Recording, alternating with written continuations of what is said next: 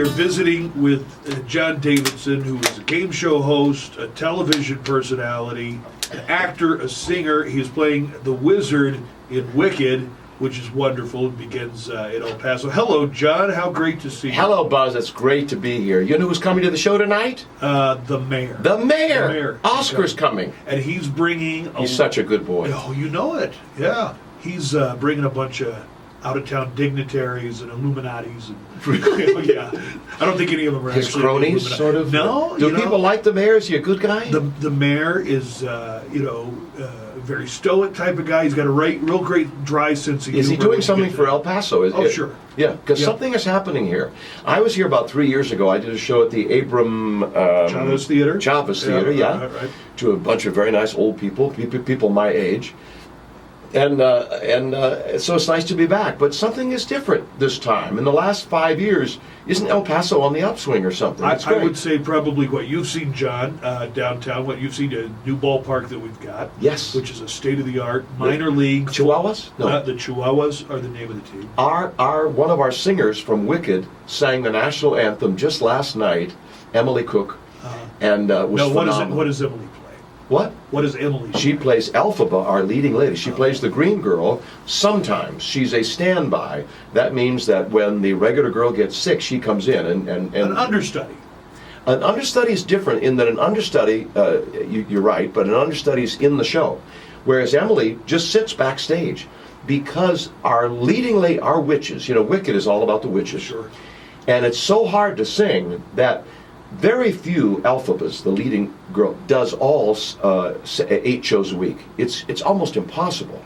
These vocals are very, very demanding. So Emily, our standby, sits backstage, and she usually does at least 1 show a week.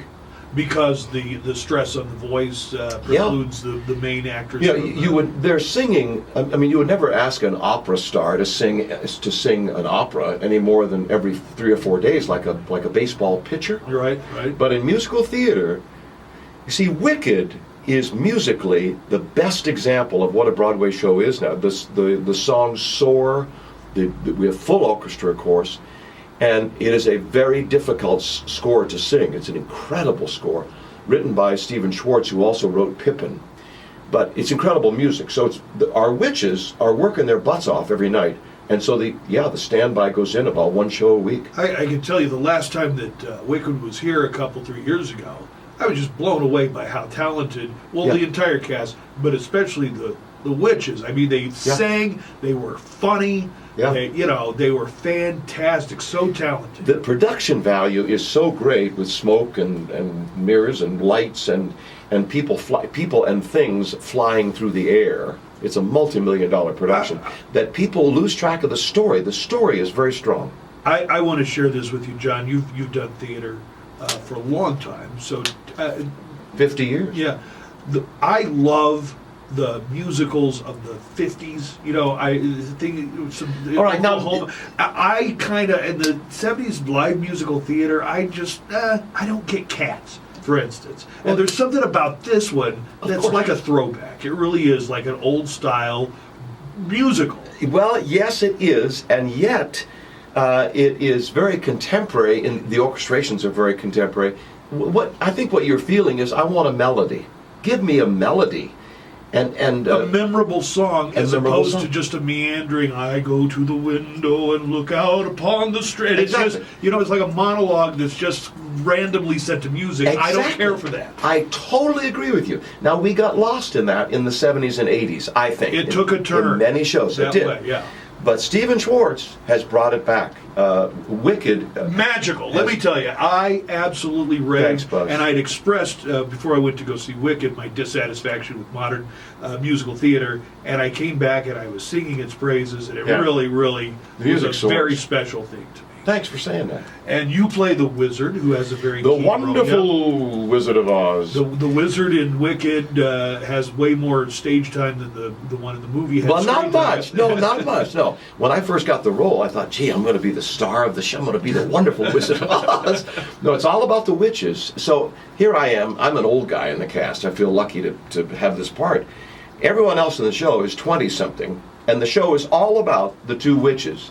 Now we have one witch is a woman of color, as we say. In this case, green. Her color is green, and the other girl is very blonde and very white in the whatever sense. But the two of them get along, and then they don't get along, and then they get along, and they don't. Finally, they become friends at the end. Great story of friendship. I look out on the audience, and I see little kids, 8 years old, who've just seen The Wizard of Oz, and they want to see the Tin Man and Dorothy and the Cowardly Lion and all that. And they're all in the show in little parts. Yeah. Because it's another take on The Wizard of Oz. So our audience is 8 to 88. I took my daughter, and I don't know what you recommend, but I took her when she was 6. I thought she might be a little too. She was enchanted. Yeah. And she had never seen Wizard of Oz. So when we did see Wizard of Oz, she was a little concerned that they were being so mean to the Wicked Witch, because deep down, Daddy, she's nice. They just don't know how nice she is when we were watching the black and white version. But everybody learns something about what is nice, what is evil, what is good.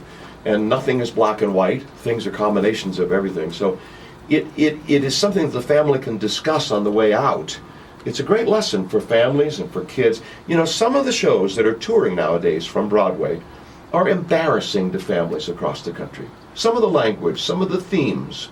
Well, some of them are definitely for an adult audience. Yes. I agree with that. Wicked is for a family audience, and yet it has a great impact. It's not a namby-pamby show. Very strong show. Yeah.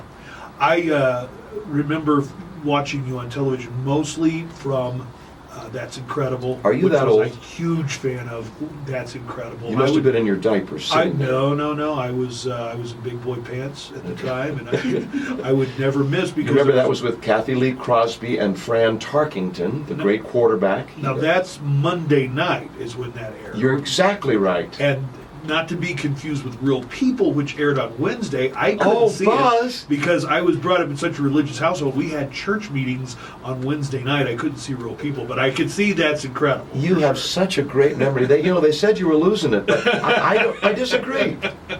And what game shows did you host? I hosted the $100,000 Pyramid. I took over for Dick Clark, and I hosted the one and only Hollywood Squares. I was the second host. The first host was Peter Marshall, the great award-winning host, and the third host was Tom Bergeron.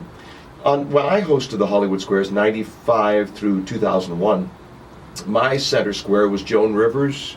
You know, Whoopi Goldberg was the third version of it. Paul Lynde was the first version. Oh my God, Paul Lynde was. He's crazy. Yeah.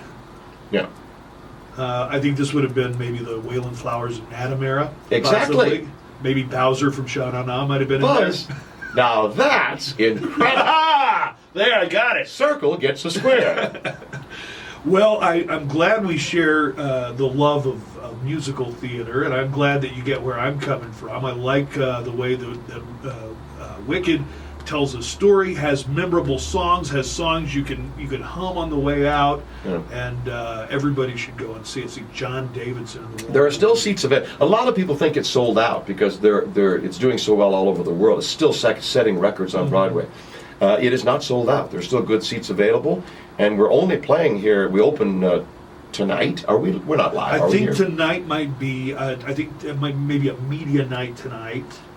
And then I think it opens. If anybody wants to jump in right now and tell me the score here, that would be fantastic. Well, we play Wednesday through Sunday of this week, and then Tuesday through Sunday of next week. All right. We close on the 30th. All right. Well, it is so wonderful to have you in. Thanks, Buzz. I did not know that it was John Davidson playing the Wizard, but just one more reason to go and see it. Thank you, John.